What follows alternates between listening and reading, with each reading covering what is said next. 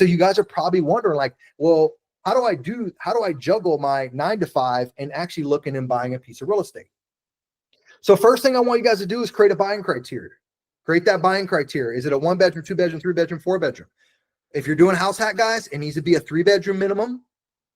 I prefer 4 bedrooms, but 3 bedroom minimum, 2 to 3 bath minimum. I like to look for mother-in-law suites. I like to look for accessory dwelling units. I like to look for duplexes, and I like to look for triplexes and quadplexes. Those smaller multifamily properties are going to be very hard to find depending on the market you're in. Okay.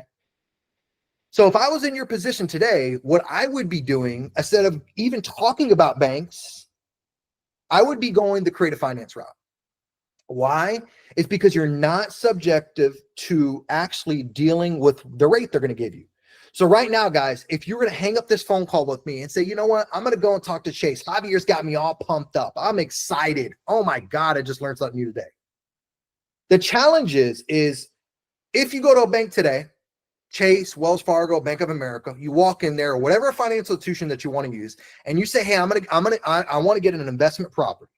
They're going to say 2 things to you. Okay, 20% down, and interest rates are between 8 to 10%. That is very, very expensive debt, first of all. And second of all, I want you guys to always think about this word, velocity of money. Velocity of money. How do I take my money and spread it wide as possible?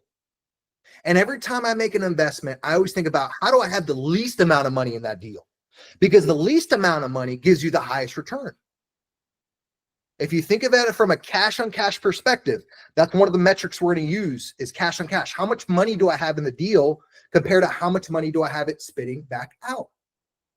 I bought the property for $300,000, but did I have a $200,000 down payment? And is it only spitting out a net return of $100 a month? That's a shitty return. So you always want to think velocity of money and how do I get in deals for the lowest down payment without using banks? And so that's the beautiful thing that I'm about to talk to you guys about, which is creative finance. And there's two things that you could do. Number one is seller finance. Let's say Steven owns a property. He owns it free and clear. I can now approach Steven and say, hey, you know what? He's a tired landlord a lot of times. And now I could go to Steven and structure my own set of terms and conditions with him that gives him a win situation and me a win situation. So you guys would never believe that right now, especially in today's age, there are so many thousands and thousands of tired landlords across the nation who are tired of dealing with the leaky toilets, the roof leaks. They don't have time. They're stressed. They want to exit. Or you have people who have inherited real estate. It's owned free and clear. There's tons of them. Now, I know what you guys are probably thinking. You're probably like, oh, well, Javier, I'm working 9 to 5. I don't have time to chase these people down. Well, that's okay. So your second actionable step that you guys are going to have. So the number one is creating your buying criteria. Be crystal clear on what you're looking to buy and what your exit strategy is, which is house hack. Okay. And then your second actionable step is you're going to go on Zillow, Realtor.com, Trulia. I know you guys know about all these websites, but better yet, I want you guys to go to Creative Real Estate by Pace Morby. There's 160,000 people in this real estate group. And this is just one real estate group on Facebook. And once you have your buying criteria, I want you to make a post. Make a post, put your buying criteria in, and tell people to reach out to you when they have a property that's within your criteria. What's going to happen is your messages are going to blow up.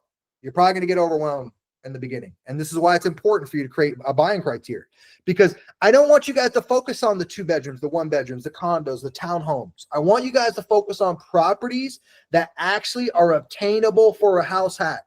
If somebody sends you a 2 bedroom, a 1 bedroom, a condo, a townhome, you discard it automatically because you are going to get that. You're going to get people who want to capture your information. Once they got your information, they're going to add you to their stupid list. And when they add you to their stupid list, they're just going to blast you every time. It's not what you're looking for. But that's part of the process, guys. Okay. But what I want you to do is I want you to post that buy box up. Post that buy box up. Okay. You're going to do it once a week. That's 4 times a month. You're going to do that once a week. And then you're going to put in your messages, DM me if you have a deal, right? Direct message me.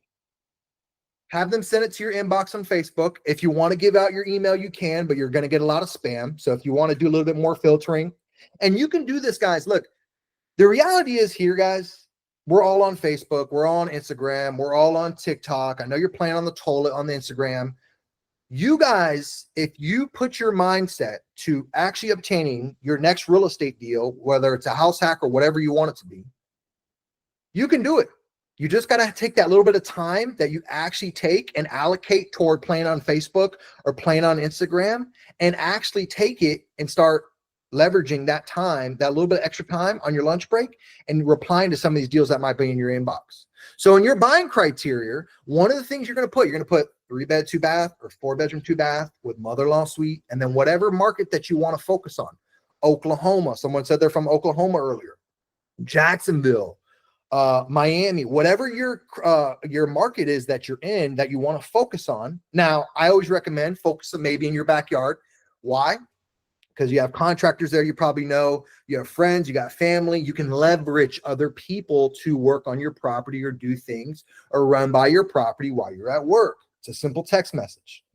But what I want you to put in your buying criteria are no banks, only seller finance or subject to deals. So I'm not going to go too in depth on what a subject to deal is, but I'm going to touch on it for a second. So seller finance, you have two different types of creative finance deals.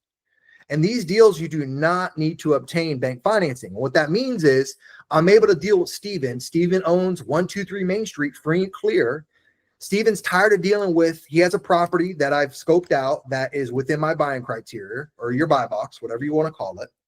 He owns a property on 123 Main Street, and he owns it free and clear. And I'm able to structure terms and conditions that are favorable to me and Steven, okay, where it's a win-win situation, and he no longer has to be a landlord. So I upgrade him from landlord to bank.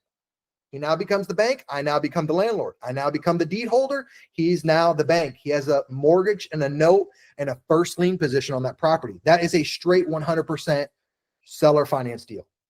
Now, I know you guys probably don't realize a lot of things in this world sells on seller finances, on terms.